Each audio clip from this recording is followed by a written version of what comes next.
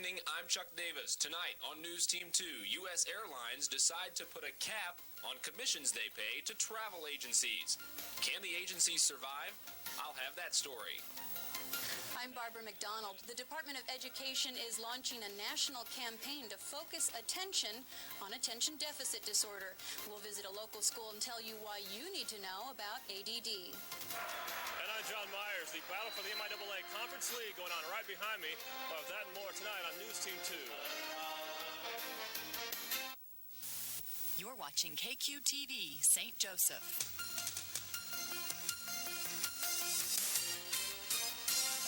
America's Heartland. This is News Team 2. Good evening, everyone. A growing number of U.S. airlines are putting a cap on the commissions they pay to travel agencies. Could this hurt the travel agency business? Some agencies are certainly worried that it might. Our Chuck Davis has been following the story, and he joins us now from the newsroom. Now, Chuck, how will this limiting commissions hurt the travel agencies?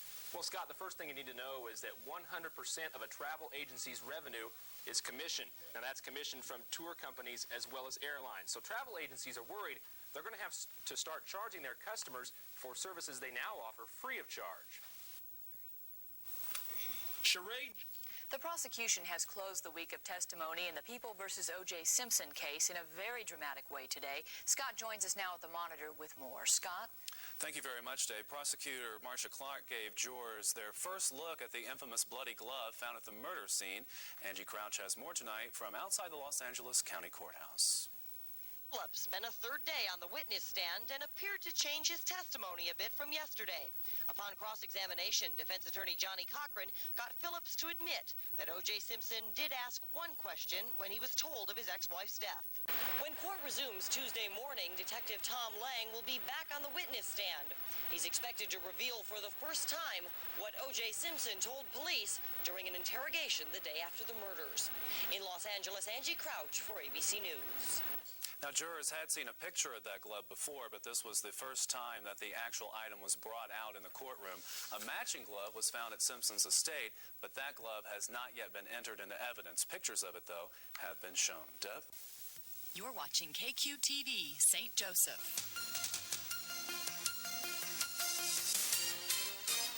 From America's Heartland, this is News Team 2. Good evening, everyone. I'm Scott Pickey. And I'm Deborah Romps. Thanks for joining us this evening. As expected, Chiefs quarterback Joe Montana called it a career this afternoon. Montana officially announced what had been anticipated for weeks. John Myers joins us now with more on that announcement. John? Scott, Montana surprised virtually no one with his announcement this afternoon. He made it in the city where he made a Hall of Fame career, San Francisco. Montana was joined by 49ers officials, his former coach, Bill Walsh, and Chiefs president and GM Carl Peterson. Montana joked that he was going to play for the Bulls in the NBA. That drew laughs, but for real, Montana is hanging it up. And I have to be honest with you, because I really and truly never thought that this day would ever come where I would saying that word retirement, but unfortunately it's here. All right, it is here. Montana's career is over after 15 years with the 49ers, 2 with the Chiefs. We'll have much more on today's events coming up in sports. Scott? All right. Thanks, John. Mike Bracciano's weather forecast bears the endorsement of the American Meteorological Society. Well, if the rainy weather does anything and the cloudy weather, it brings us this. And for mushroom lovers, you know what this is called and you know what this is. And look a little bit closer, and this is how big they are, and we can't tell you exactly where these are located because there'll be a rush on them. These are the morels, and they're tremendous. They're just, if you've never had a morel mushroom, then you're really missing out. But with all the cloudy skies and the rain, there are just a bunch of them to be found at this location, and we're not going to tell you where it's at. You just got to look for yourself. But and the clouds and the rain are going to stick around, I think, for tomorrow morning as well. It looks like for the Apple Blossom Parade right now, pretty good bet that we're going to see some sunshine. And here it is, the morel mushroom. This is the morel. Have you ever had one before? Yes, they're great. I never have. You soak them in salt water overnight, and then you dip them in some batter and fry them up, and Sounds I'm not going to tell you where it's at, though. I haven't had any yet. It's in Scott's backyard. No, it's not. You might get a few phone calls on that. Thanks, Mike. Well, the floats are lining up, and people are getting ready to kick off this year's annual Apple Blossom Parade. Now, Scott, Pickey, and Barbara McDonald are standing by ready to bring us all of the latest on the festivities. And there they are. Hi, guys. How's it going? We want to meet our special guest this morning is Red. Red, Mike, it's cold out here, and Red is shaking. Paul, can you get a close-up on this little dog? Red marched last year, and he's going to be walking in the parade today. And, Mike, he's cold. He's also a little nervous. That's why he's shaking. But He'll be all right, I think. he'll be all right. He's out here with the folks from Meade. We got people out here from just about everywhere, don't we? And I guess the big news of the day is Pat Dillon's Model A tractor died a couple of hours ago. They'll be working on that, trying to get it back up. It leaked something also underneath, so we'll keep you updated on that story. A lot of people out already. Barbara and I got here about 8:30, and everyone was lined up. We have a crowd over here, and as you can see, everyone's They're fans of Red, though. He has a whole fan group coming out to watch him march in the parade this morning. A lot going on. Of course, the parade starts this morning at 10 o'clock. So by the time we come back here during the 10 o'clock half hour, you're going to see all of these floats and trucks and cars come swinging by. And, of course, just a little chilly, cloudy, no rain, and hopefully Mike's forecast is right that we won't see rain until later on this afternoon. Mike, do you have any good news for Red? Is it going to warm up anytime soon? Tell Red that he needs to relax a little bit. I don't think he's cold. He's just nervous about the fact that he's going to have to He's walk a in the little parade. nervous about his television debut. You know, he's been in the parade before, so that's okay. It's just he's never been on television before, but he's handling it quite well. He doesn't have much to say. He's the quiet type. But, you know, I think everybody in St. Joe is out here today, and you guys need to come on out and join us because the weather is holding up, and we're having a great time. We're going to come back in, what, about 20 minutes, Yeah. a half an hour or so, Laurel? Also want to remind you that tonight at 10:30 you can watch the parade if you don't make it out. We're going to be taping it today. Joey Miller, Chuck Davis joining you a little farther down Frederick tonight at 10:30 for the entire parade coverage of, and then again tomorrow afternoon at 3 o'clock. So if you don't make it out this morning to catch it live, join us tonight at 10:30 and get the entire scoop via television. We're going to warm Red up and calm him down a little bit, and we'll see you later on in the He show. won't be back with us because he'll be marching. Okay. Well, he's got his job to do, so we'll be back to you guys in a minute. Okay. Oh, my. Oh, Red's a little nervous. Well, That's what it yes. is. Wouldn't you be? Well, yeah, if you had to when walk- you're out there, If I was a dog and had to walk in the parade, I'd be a little nervous. See? That's how life goes, I suppose. What can you say? Well, we'll see. Well, you know what? Spring is in the air, and celebration is beginning as the Apple Blossom Parade gets ready to get underway. Well, Scott and Barbara are standing by, and they're ready to give us the latest this morning. You have another update. Good morning, guys. Good Mike. morning.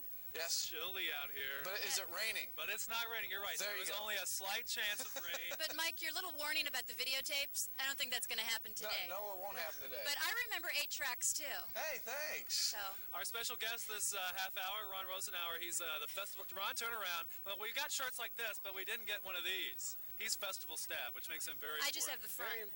And Ron, tell us what's going on this morning. We're getting lined up, ready to go. Getting lined up. We have a tremendous crowd all along the parade route that I've driven, and a good lineup all the way back with thousands of people. So I know at 10 o'clock we'll get going. It's amazing to think that's really going to happen, but it will. How long have you been planning on this? Since the day after last year's, or how long does it take? Basically, it takes about the year, you know, in entirety, but we go in earnest probably in December of the year before. How many entrants do you have this year? Do you have that? We have about 105, and that's about 3,000 or 4,000 people in that, though. No kidding. Tell us some of the groups that are out here today.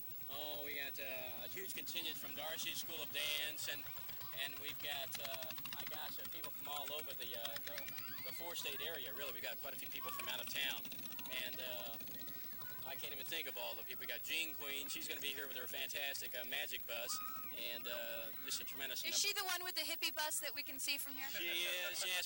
We're very fortunate. We've got several major businesses this year. They're going to have floats and other entries, so it's looking great. All right, Ron Rosenauer, thanks for joining us. We know you're a busy man. We will let you go and start the parade. Thank Just you. a few minutes. We're ready. Ron, thanks. Yeah, about 15 minutes. They're going to get going, and we're going to be here the entire time. And so come back and join us. Yeah, stick around or come out, say hey, and watch the parade from anywhere down Frederick. You can see the people lining up on Frederick now, right in front of LeBlanc. Lining up. Now, a reminder that tonight at 10:30, we're going to bring you the parade in its entirety right after the news. So if you don't make it out this morning, watch it tonight. That'll do it for us. We'll send it back to the studio, and we'll be back later in the half hour. Great, guys. We'll be back to you in just a couple minutes. And for all of you who are wondering, you want to go out and catch the parade this morning, we have a map that you can take a look at so you can see the actual parade route, the route that the parade is going to take. It's going to go down Frederick.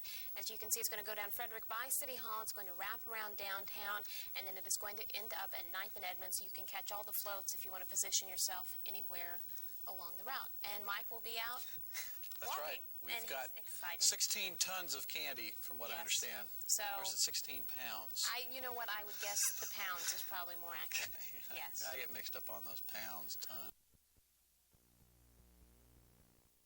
You're busy enough right now without thinking about something else to make. But a day or two after Christmas, that's when a couple of ideas might be welcome for some of our holiday goodies. Well, first help. Think stir.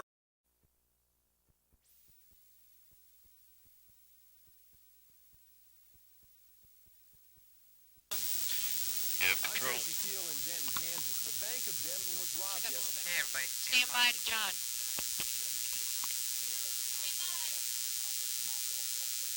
No to smokers and yes to clean air. And I'm John Myers. We're getting ready for some district action in Savannah tonight. My friends and I will have that and more on News Team 2 next. You're watching KQTV St. Joseph.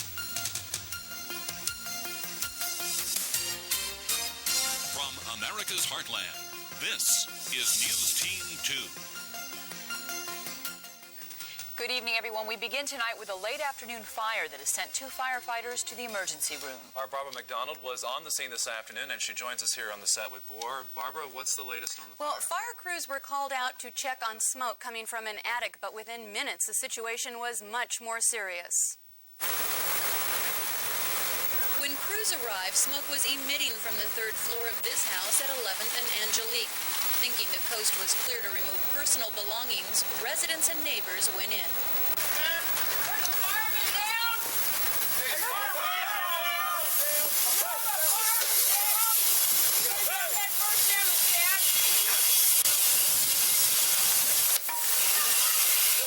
When I went over to the door, everybody was going inside to bring things out, and on the opposite side of the house there was someone yelling for help, and I was screaming from the outside that someone was yelling for help. I ran inside when I knew there was too much smoke. I wasn't going to go in, but the fireman was coming head down and fell at my feet. Tom Rinderneck owns the building and lives on the 1st floor with his wife. Dear, that's my life sitting there. How am I supposed to feel? It's gone. Witnesses say the fire started in the 3rd floor when a lit incense stick fell into a waste paper basket.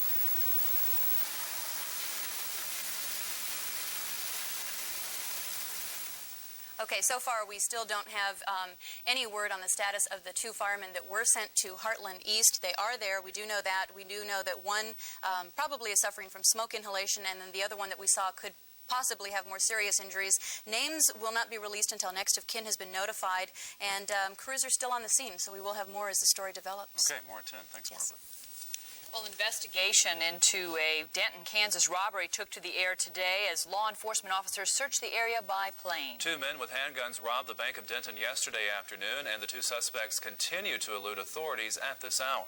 Tracy Steele has been following the story, and he joins us now from the newsroom with more. And Tracy, an incident like this is big news anywhere, but especially in Denton, Kansas. Well, Deb, that's right. The small size of Denton, Kansas may be the reason the robbers decided to victimize that town's bank, but it also brings a sense of uneasiness to a town that's used to calm.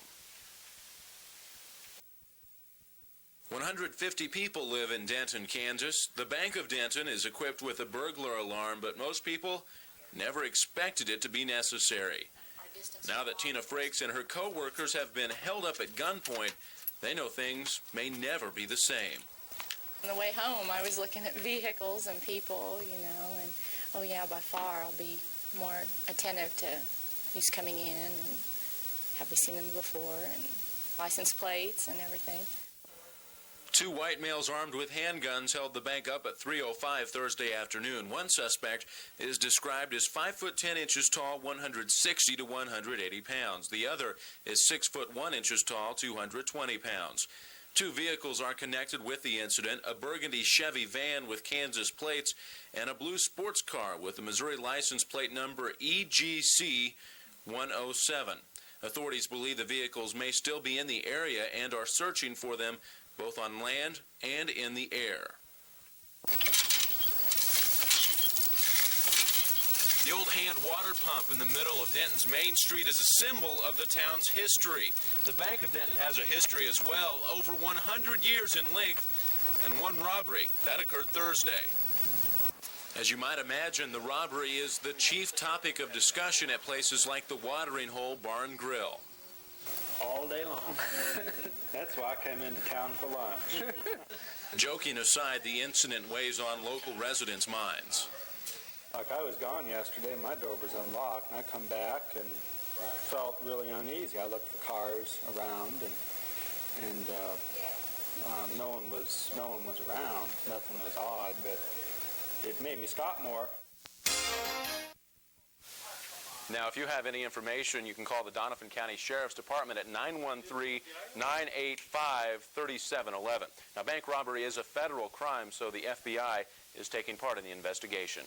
Okay, Tracy, thank you very much. Tracy Steele reporting tonight from the newsroom. Also tonight, 2 men were killed in a head-on collision south of Gower in northwest Missouri.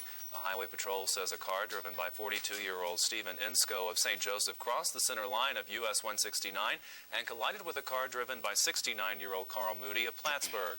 The 2 drivers were killed, and a passenger in Moody's car was hospitalized. Deb? The Missouri Department of Natural Resources has found pesticides in almost half of the state's public surface water supplies. Regulators say 10 of the supplies violate federal drinking water laws. The department released a study this week that says 49 of the state's 102 public surface water supplies contain pesticides. Those pesticides include atrazine, the most commonly used weed killer in the country. Bob Waters will have more on this story for you tonight at 10. Scott? Also, smokers beware. Lighting up is no longer as easy as it once was. And as News Team 2's Dennis Evans reports tonight, smoking in public places may soon be a thing of the past. Marilyn Jones-Meyer has been smoking for more than 27 years, but she says for the sake of her children, she wouldn't mind seeing a smoke-free society. Just lucky, those of us that do smoke, that there are still a few places we can go to, and we all have non-smoker friends now, so there's a lot of times we don't sit in the smoking section anyway. So it's got to be weeded out somehow. The way things are going, an end to public smoking may be sooner than we think. Dunkin' Donuts is the latest franchise to clear the air. The company has banned smoking at any of the chain's 3,000 U.S. shops. With more and more public places becoming smoke-free, many smokers are beginning to wonder if the only safe place to light up will be at home.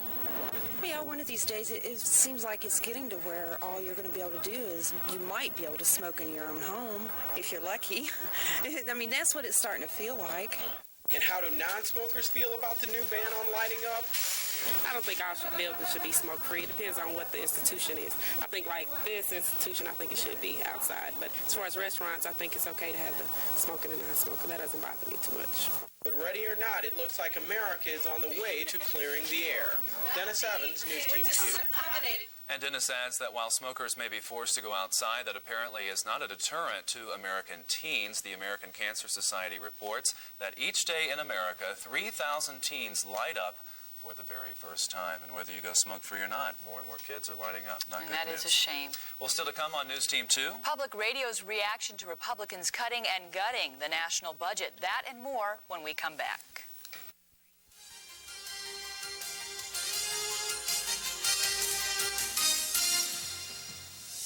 You're watching News Team 2 with Deborah Rumps, Scott Pickey, meteorologist Mike Bracciano, and sports director John Myers. Cadillac, it's the standard by which all others are judged, and the 95 Sedan DeVille Smart Lease is your reason to experience automotive excellence. Over 60% of today's Cadillacs have been leased, and now you can lease your Sedan DeVille for $545 a month. You'll get the excellence of a Cadillac with its fully independent speed-sensing suspension, anti-lock brakes, dual airbags, and North Star system. Cadillac, creating a higher standard. See Greg Motors in St. Joseph, Boyles in Maryville, Phelan in Atchison, Red X in Cameron, and Barnes Baker in Chillicothe. Tonight on TGIF, Urkel becomes Elvis. Say, where's Lisa Marie? You don't want to know. And all new Family Matters. Then the guys have to write a biography. Anybody? Anybody. I pick Sean. I pick Cora. How about Nancy Kerrigan? In your dreams. And all new Boy Meets World. And get to know the real Cody. I'm like a real good listener. Sometimes I hear people even when there's nobody talking. Step by step. Plus, Nikki won't wear her glasses, so the gang tries a little child psychology. And all new Coop. Watch the best shows tonight on KQ2.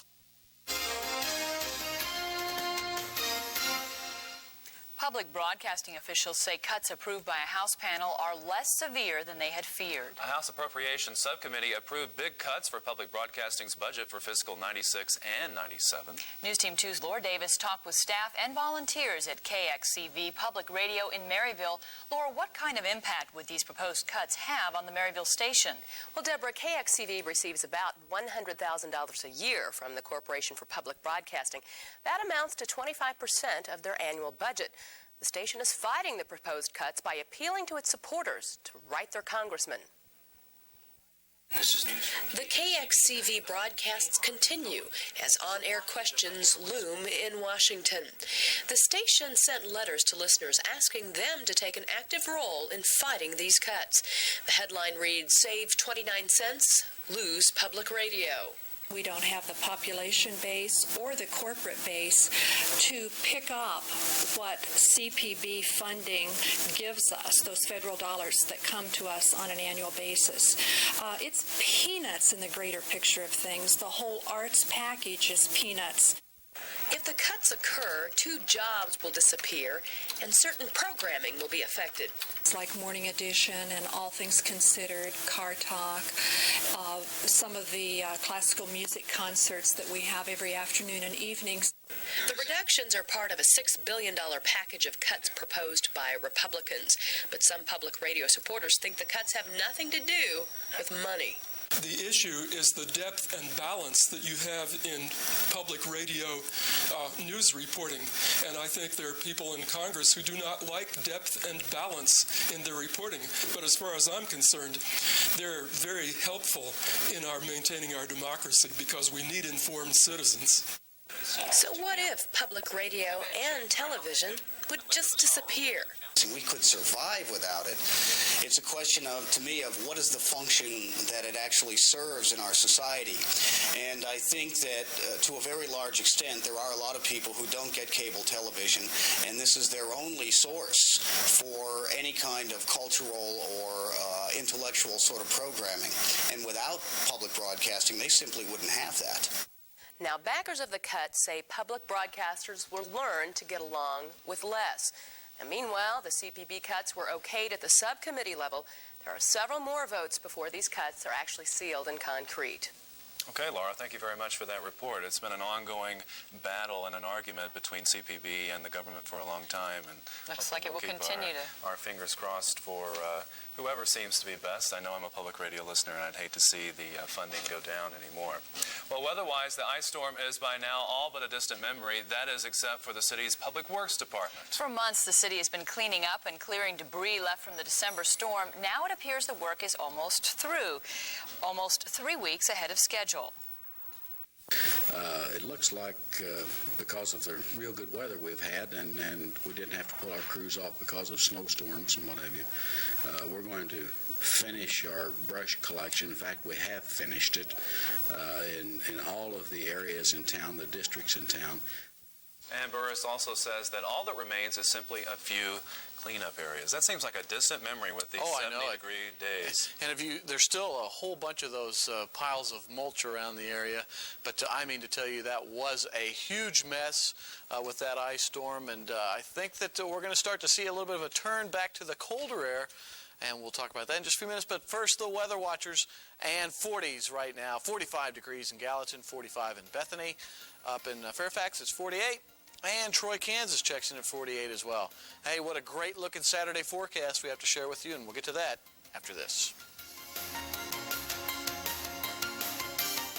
Enjoy low monthly payments with a 2-year Smart Lease from your Gold Medal Chevy dealer. Like the 95 Chevy S-Series, it's so new that everything else is history. And you pay only $209 per month for 2 years at your local Gold Medal Chevy dealer. Armbruster in Falls City, Barnes Baker in Chillicothe and Trenton, Boyles in... Shamrad's been in business since 1871. Our expansion is going to be in 2 parts. The first part is going to be to build some additional storage facilities. With the expansion, our new addition to the assembly building will allow us to do larger and heavier pieces than we're able to do now. It should create somewhere in the neighborhood of 10 to 12 new jobs. That's approximately a 25% increase in our shop crew. Mercantile Bank, Heartland Health System, and KQ2 are St. Joe proud. Mike Bracciano's weather forecast bears the endorsement of the American Meteorological Society.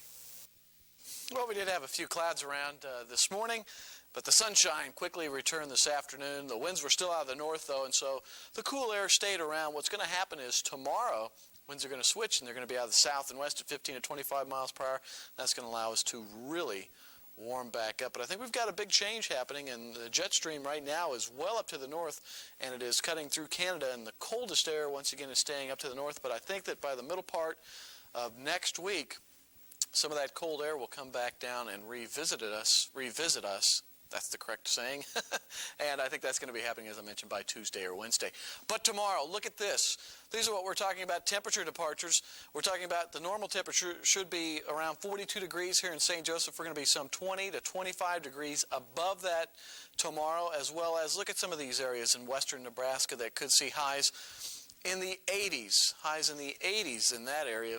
So we're going to see some warmer air right here in the Midwest, and it looks like it's going to be short-lived, though, because I think that on Sunday things will start to cool back down. Another mild night for us tonight, though, as temperatures should stay in the 30s to 40s, 20s, teens, and single digits, staying well up to our north. What is happening is tomorrow we'll have a storm that's trying to make its way down towards us, and I actually think that this one's going to make it here by Sunday night, and that'll give us a slight chance for some precipitation as it moves in from the north. But before that, as we talked about, southerly winds coming out anywhere from 15 to 25 miles per hour are really going to allow us to warm up into the 70s. There are going to be some snowflakes going on, still winter up in the northeast. They could see some heavy snows as well, and a few showers and a few thunderstorms even down into much of southwestern Texas. Here's the actual temperatures for tomorrow. We're talking about 70s for us. I think we'll be in the lower 70s, which could come close to a record. And you can see 60s, 50s, and single digits well up to our north, but this will be short-lived. Speaking of temperatures, let's go ahead and show you what's going on right now. Currently outside, it's 51. Humidity is at 24%. The barometer is at 30.23 inches and falling. Gusty wind out of the south at 21. Rivers at 9.2 feet. And sunrise tomorrow is going to be at 6:59. Today's high occurred around 3 o'clock, and that was 52. This morning's low was 18, and nothing to report so far as rain in the rain gauge. Back in 1930, the record high of 83 was set, 2 below the record low in 1914, and normally we should be at 44 for a high, and 22 is our normal low. Well, for tonight, we're going to have clear skies, and we'll drop down to about 37 degrees, and the reason behind that is that we're going to have south winds at 10 to 20 miles per hour. For tomorrow, oh, you can't beat this on a Saturday. Look at that, mostly sunny and 74. Tomorrow night's low will be 46, south winds at 15 to 25. And then on to Sunday. There'll be a slight chance for rain on Sunday night, otherwise partly cloudy skies and a high of 62. Boy, you can't ask for better than that on a weekend. But as we talked about, it is going to be short-lived because the middle part of next week, we're talking about 30s. Makes me want to get out and mow the grass tomorrow or something. Do something just to get out and enjoy it. Yeah, you could do that. Wash a few vehicles. That'd be possible as well. Just in time for them to get all dirty again by the middle of the week? That's right. That's what's going to happen. Okay, Mike, thanks very much. Well, after a week of play, district titles are up for grabs. Several area teams with a shot at the state tournament. John Myers will have a preview next in sports.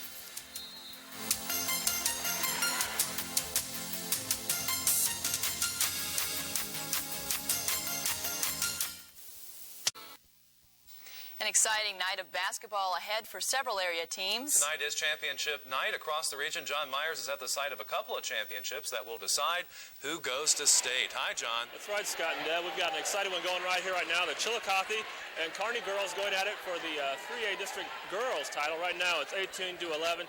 Chillicothe has the lead. Later tonight, Maryville meets Chillicothe in the boys' final. The Spoof Hounds, of course, 28-0 after last night's semifinal win against Savannah.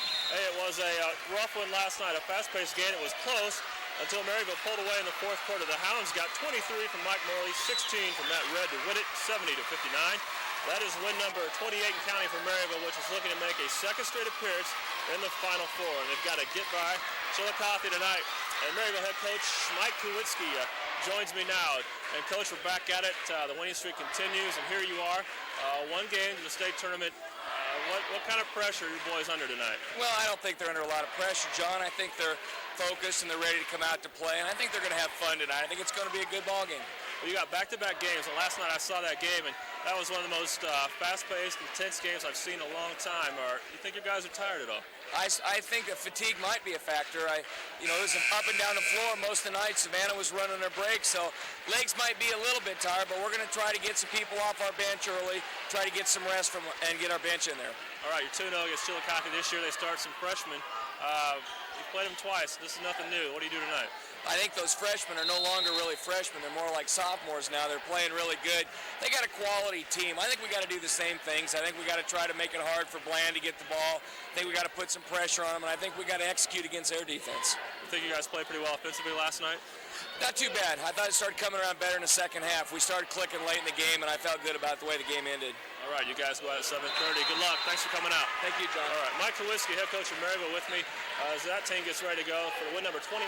No losses for that team this year. Hey, there's one St. Joseph team still playing, the Benton girls in the Class 4A district. They go for that title tonight. It's at Central High School. Park Hill is 20-6. They beat Central, the Indians, by 25 in the semifinals. The Cards beat Liberty 45-43 to advance to tonight's finals. Their press break, we possibly could break their press break and not worry much about that, but the offensive end, their man-to-man defense is good, and they're big inside, so we've been practicing a lot against man-to-man. Defensively, we plan to make them only get one offensive shot. If they get only one shot and we get the rebounds, then that will be to our advantage, definitely. I think they're beatable. I think that if we just play together and play hard, then I think we can beat them. All right, that is Benton taking on Park Hill tonight in the girls. And right now, the Chillicothe girls have a 20-11 lead in the second quarter over Kearney. In the 3A district final, we'll have all these highlights and the scores coming in tonight at 10 o'clock. Scott and Deb. John, are there a lot of people there tonight for this district play? This place, it's only, the game is just underway. About an hour till the guys' game. This place is already packed. The Maryville fans they really packed this place. They've got that side full and half of this side full. So there's going to be a lot of noise here tonight. You can already hear it now. You're right, John. We'll see you again at 10. Thanks very much for that report. Well, stay with us. There's more straight ahead.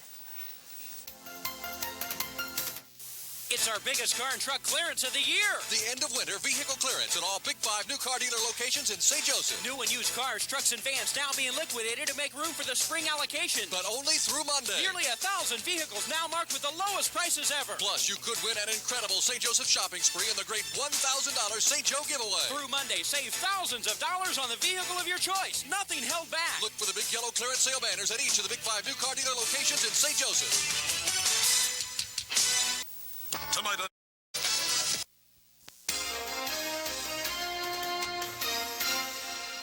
Finally from us this evening, our weekly Pickey's Profile. That's right. Looking back through American history, entrepreneurism has been a way of life for many, whether it's creating a brand new product or producing a better variation on a theme. Seeing the need and then trying to satisfy it is the spark that drives many onto new things. Such is the case for St. Joseph resident Mark Young. When he isn't working at his regular job, Young, along with his wife Zara, run a local engraving business out of their garage. Young says he started precision engraving because he didn't see many other engravers in the St. Joe market. Plus, he wanted to do something different. What do you like about doing it? What's the attraction? Oh, just being able to make something out of just a plain piece of glass or block of wood. Young has also been able to snag a couple of corporate accounts during his short time in business, engraving wine glasses for Holiday Inn's 10th anniversary and mugs for Quaker Oats gift shop. An example of one of Young's biggest projects graces the training room doors here at the St. Joe Frontier Casino offices. Young says that this was a very unique project due to the size of the pattern as well as the detailing that was involved. They turned out very nice. I got a lot of very good feedback on it. Most people came in and saw it, and they really liked it. Young adds it's the creative aspect that he likes best about the engraving business. I like the just bringing me the gun stock or a piece of glass and saying, put something in this for a wedding gift or something to promote their business. Young and his wife are hoping to put their 2 children through college with the money brought in from engraving. Now, if you own a local business that manufactures a product or know of one and would like to see it profiled here on News Team 2, send the information to Pickey's Profile in care of News Team 2, P.O. Box 6247, St. Joseph, Missouri, 64506. Good for him. Great story. Well, coming up tonight at 10 on News Team 2, Bob Waters will have more on the Missouri Department of Natural Resources charge that there are pesticides in many residents' drinking water. Also, everything from standards on drinking water to rules on meat inspection would be affected by a House bill passed today. We'll have details on the Republican-backed bill. That and more tonight at 10. Good night. Good night, everybody.